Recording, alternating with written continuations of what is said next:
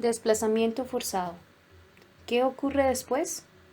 Es un hecho paralelo a la historia de nuestro país, que acompaña a millones de colombianos desde hace más de 6 décadas. Ha tenido mayor o menor intensidad en algunos periodos debido a las acciones de sus actores causantes, como por ejemplo la persecución política en los 50, el aumento del conflicto armado en los 80, masacres y expulsiones territoriales por parte de grupos paramilitares entre 1997 y el 2007. Son solo algunas de las causas más relevantes que a través de la historia han detonado esta problemática, y sin embargo, solo hasta la década de los 90 se reconoció el desplazamiento forzado interno en Colombia como un problema humanitario y aún más de 20 años después continuamos evidenciando cómo campesinos, población rural y vulnerable se ve obligado a abandonar sus tierras.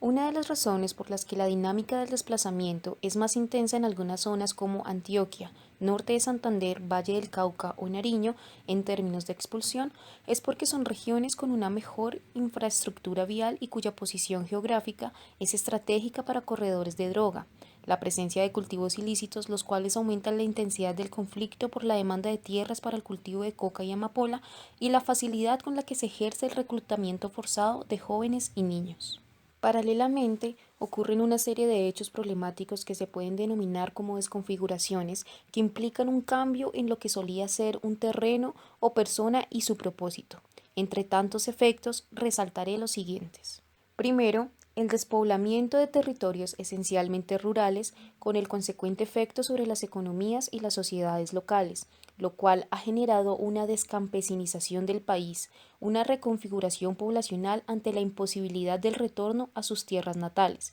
A 2015, de acuerdo a los datos del RUV, Registro Único de Víctimas, el 87% de la población desplazada provenía de zonas rurales, es decir, 9 de cada 10 personas desplazadas han salido forzadamente del campo colombiano, dato que confirma que el desplazamiento forzado ha tenido un impacto cuantitativamente desproporcionado en la población rural del país, la cual está compuesta principalmente por campesinas y campesinos, pueblos indígenas y comunidades afrodescendientes. Los escenarios de violencia en el campo colombiano, prolongados a lo largo del tiempo, generan la afectación de las formas de vida campesina y de las prácticas tradicionales y ancestrales del uso de la tierra, prácticas que son el común de esta población, para lo cual requieren disponer de la misma. La ausencia de políticas agrarias favorables al desarrollo y sostenibilidad de la economía campesina en las últimas décadas no ha permitido mitigar el proceso de descampesinización y desarraigo, más bien ha incentivado el abandono de la pequeña producción de alimentos. Esta transformación, exacerbada por los efectos del desplazamiento forzado y el despojo de tierras, ha tenido diferentes consecuencias para las comunidades campesinas y los grupos étnicos, entre ellas el paulatino rompimiento del vínculo identitario con la tierra y el territorio. Segundo, como un efecto del desarrollo del conflicto armado en el medio rural colombiano, este desplazamiento ha provocado una aceleración del proceso de urbanización del país, lo cual ha generado una reconfiguración forzada de las ciudades y una nueva modalidad de desplazamiento, el intraurbano. Es necesario resaltar que los centros más atractivos en términos de recepción son aquellos con un mayor desarrollo económico y cobertura de servicios, siendo así el desplazamiento causante de un efecto concentrador de población en las grandes ciudades, sus áreas metropolitanas y en las capitales de los departamentos. Esta urbanización forzada, ligada a aquella producida por otros factores estructurales como la falta de oportunidades en las zonas rurales o la brecha de desigualdad entre las ciudades principales y el campo, acentúa y acelera en Colombia una tendencia histórica de crecimiento de las ciudades. Esto trae consigo mayores dificultades a los gobiernos locales para dotar a la población desplazada de un suministro de agua y alcantarillado en condiciones de calidad, una protección efectiva contra las inundaciones, proveyéndoles de tierras seguras para construir casas o de un sistema de salud público equitativo, accesible e integral, y a su vez la aparición de asentamientos informales o barrios de invasión que generalmente se crean en zonas de bajas tierras y vertederos o en viviendas deficientes, abarrotadas e insalubres. Situación que se replica en los movimientos masivos de personas a territorios transfronterizos, como Ecuador y Panamá, en donde parte de esta población busca protección internacional, asentándose en los municipios fronterizos, es decir, territorios aledaños a las fronteras internacionales con el territorio colombiano.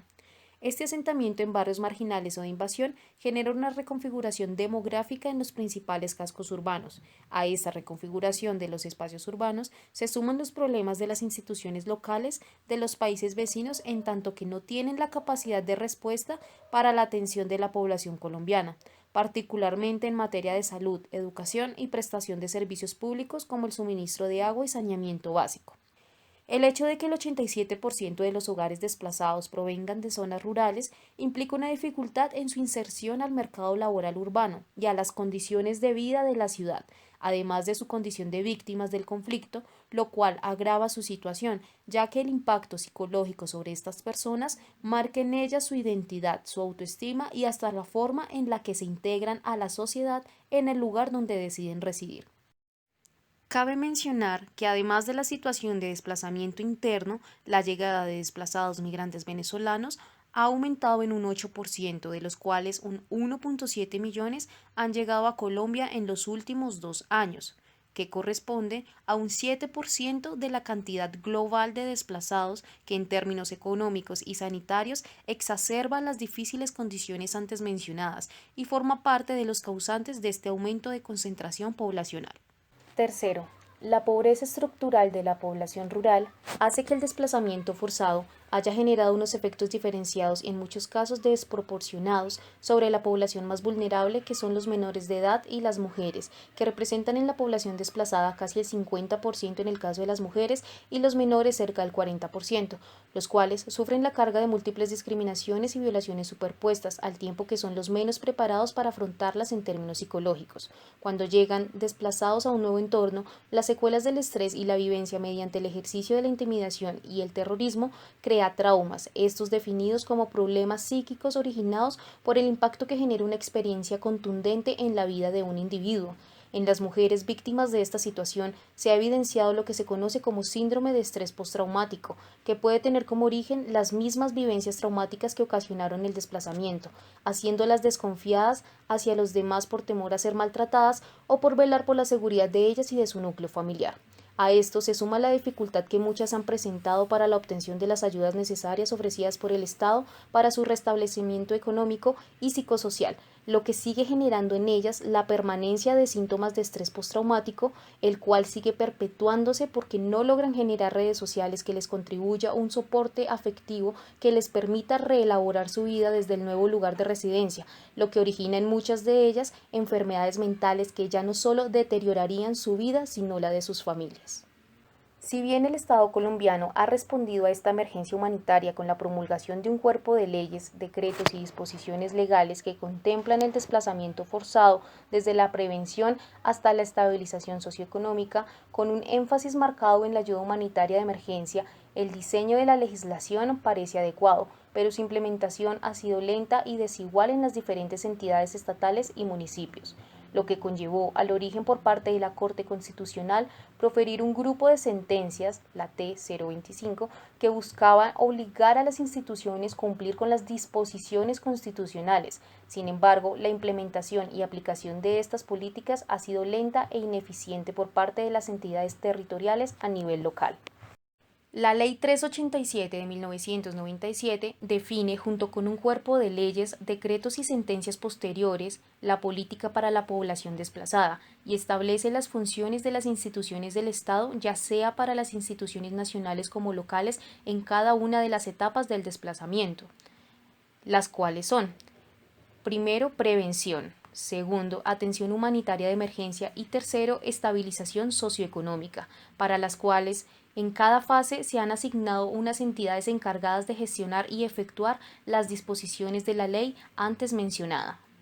En la fase 1 de prevención, las autoridades locales tienen el deber de evaluar los hechos que constituyen o pueden llegar a constituir situaciones de desplazamiento y reducir su incidencia mediante grupos de trabajo para la prevención y anticipación de los riesgos de desplazamiento. Asimismo, tienen el deber de orientar a las posibles víctimas del desplazamiento y solicitar al Gobierno Nacional la protección militar y policiva necesaria en las zonas en riesgo de ser amenazadas por hechos violentos.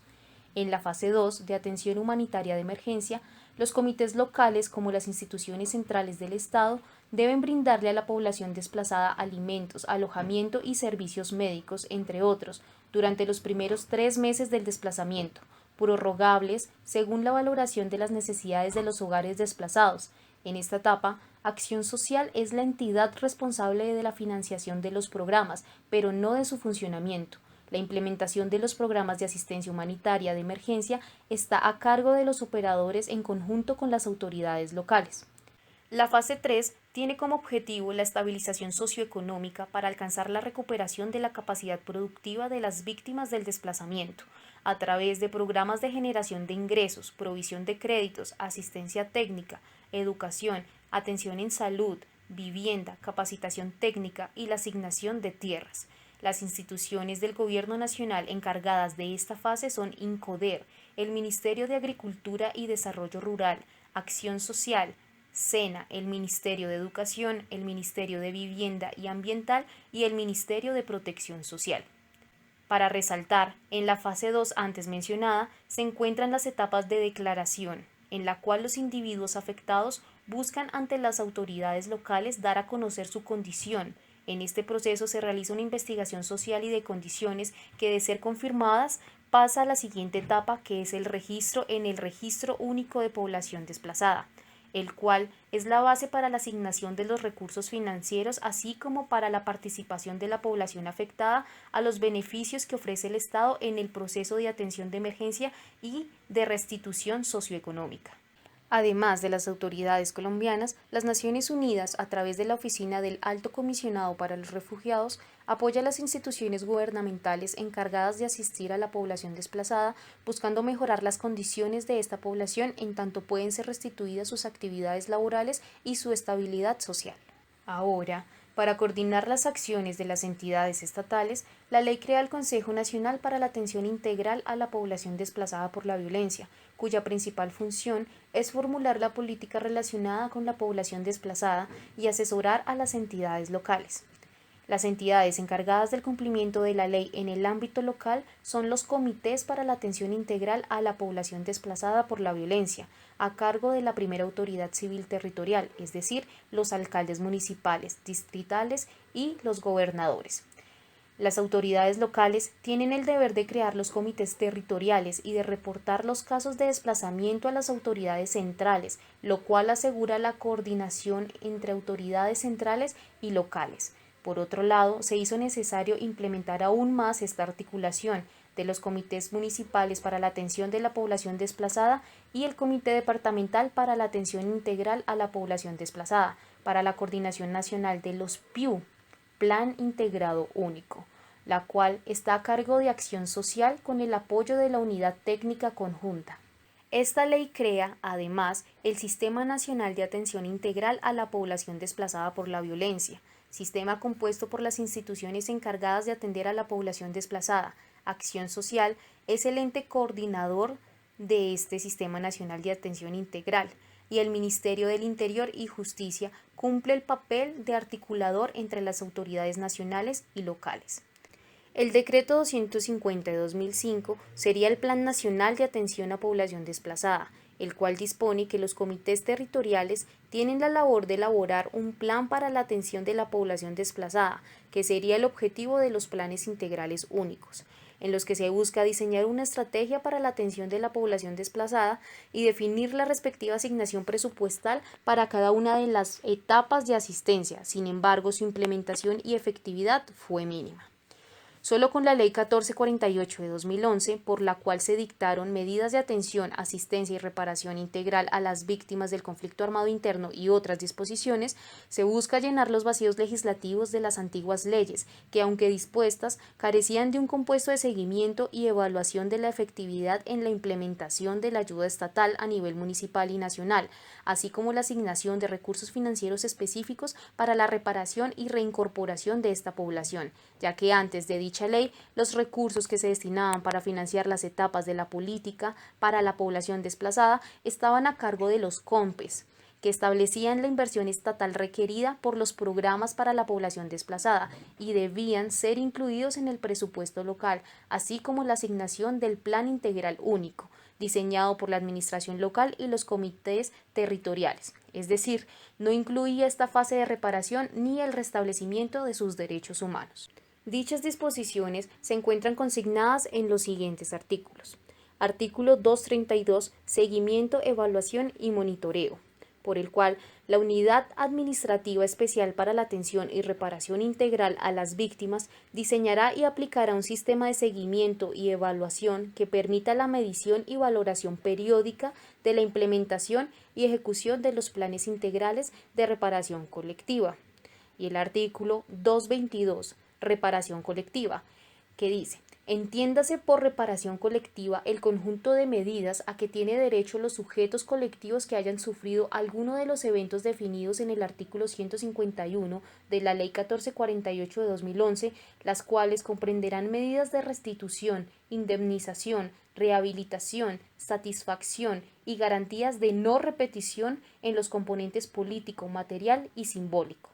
La legislación también provee asistencia con programas de restitución de activos, provisión de microcréditos y acceso a subsidios de vivienda, entre otros. En los casos de predios abandonados, las entidades locales deben elaborar informes sobre las tierras abandonadas con base en los registros completos de los predios rurales y la cartografía disponible, para lo cual el Instituto Geográfico Agustín Codazzi debe suministrar la información necesaria y asimismo dichas autoridades locales tienen la obligación de proteger los bienes inmuebles de la población desplazada y, por otro lado, garantizar el acceso a las tierras.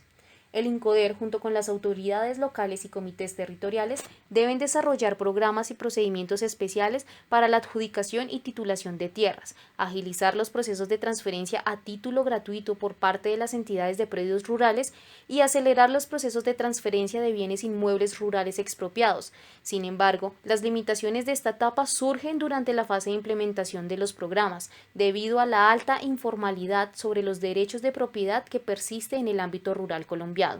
Dado que la legislación está diseñada para la protección de los predios bajo propiedad formal, un alto porcentaje de los predios no son cubiertos por esta legislación.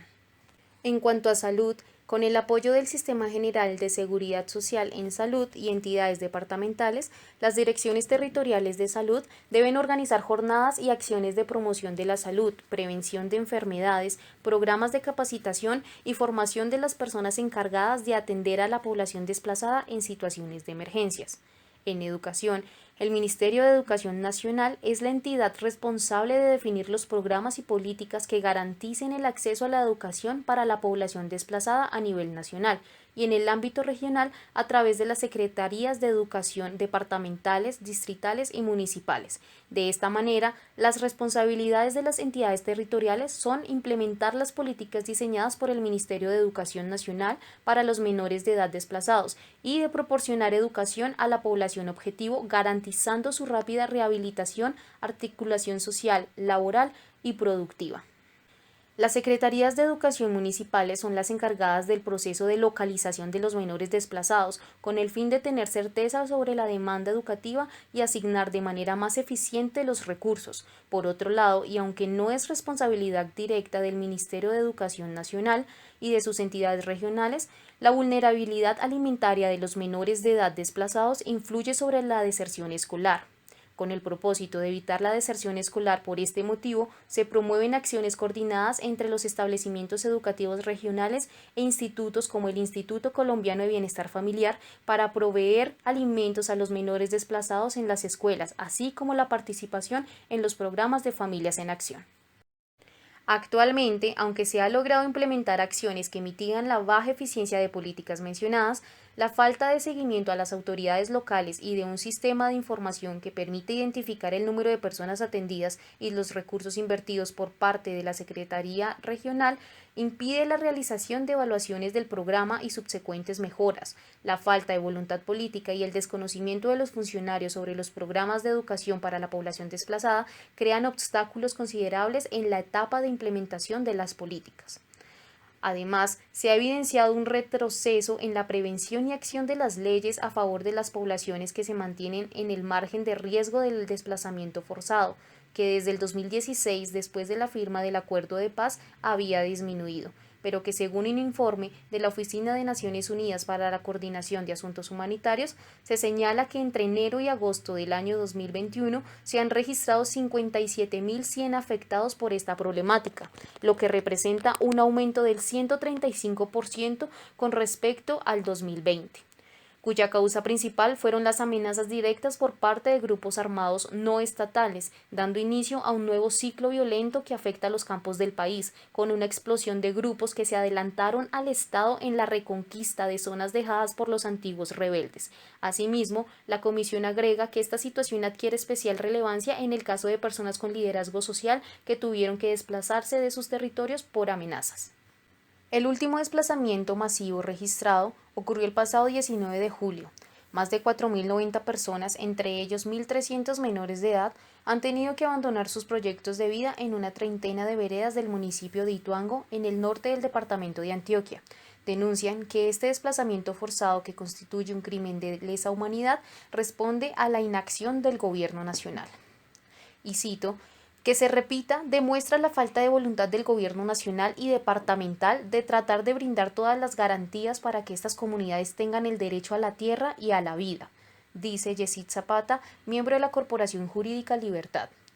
siendo este un ejemplo de la realidad detrás del accionar gubernamental, donde la carencia de pertenencia y reconocimiento de las falencias institucionales y de las entidades territoriales afecta directa y únicamente a la población rural obligada a huir por sus vidas, dejando así una estela de abandono de fincas, potreros, animales y años de dedicación, no siendo la primera vez que ocurre en estas zonas del país un desplazamiento de tal magnitud. Y aún así, el gobierno colombiano tiene la intención de devolver a estas personas sus hogares, aumentando la presencia de militares del Ejército Nacional en la zona, pero puesto que no existen garantías de que no se vaya a repetir las mismas amenazas o que se vaya a salvaguardar la integridad y dignidad de estas familias, es un retorno sin el seguro de que ellos puedan permanecer en el territorio. ¿Sería entonces posible implementar una política pública que busque anticiparse a estos hechos o que aplique la presión necesaria para que las autoridades locales que tienen el deber de identificar estas zonas vulnerables ejerzan apropiadamente la aplicación de la ley? ¿O una política que ante el incumplimiento de toda una legislación que busca evitar y ayudar a estas personas en condiciones de riesgo busque el castigo agravado de aquellos que, teniendo las disposiciones por falta de voluntad política, descuiden y empeoren tales condiciones, haciendo fe del antiguo refrán: el mensaje con sangre sí entra? Y sin embargo, es posible que aún así no sea suficiente para hacer un cambio positivo. Se podría buscar entonces la forma en que la acción de dicha legislación no solo recaiga en las autoridades locales y en los informes nacionales, sino que se cuente con la participación activa de la población en riesgo y que mediante esta ellos puedan ejercer su derecho a la prevención y antelación, dando prioridad a la integridad inmediata de estos, quedando así entonces la puerta abierta para encontrar no una solución definitiva, que siendo realistas es imposible, pero sí, en el marco de lo racional y prioritario, buscar la manera de respaldar y hacer valer las disposiciones y derechos fundamentales de esta población que ha sido prácticamente perseguida por su legítimo derecho a vivir.